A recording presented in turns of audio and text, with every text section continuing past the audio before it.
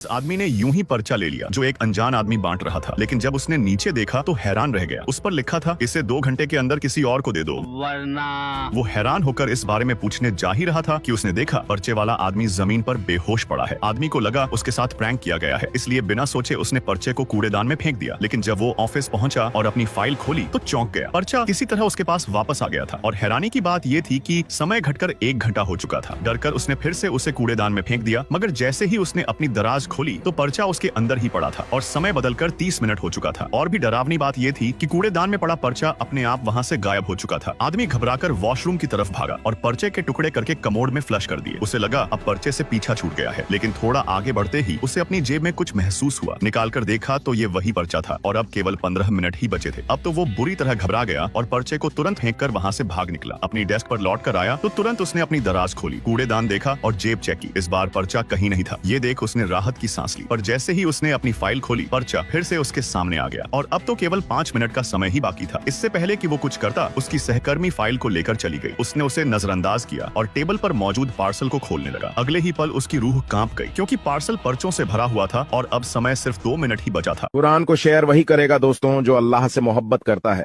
10,000 comment का challenge है, कर दो पूरा दोस्तों।